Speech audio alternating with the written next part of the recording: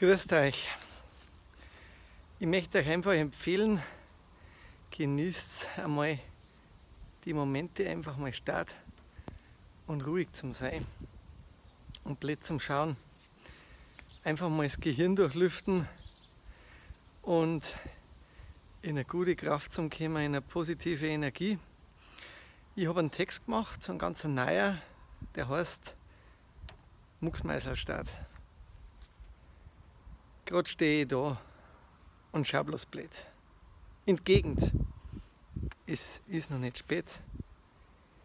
Ich hätte halt gerade ein wenig Zeit und es ist Fahrt.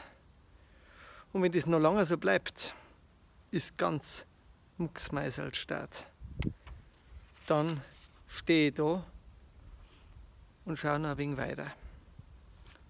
Und rede halt einmal nichts. Ist vielleicht ja einmal gescheiter.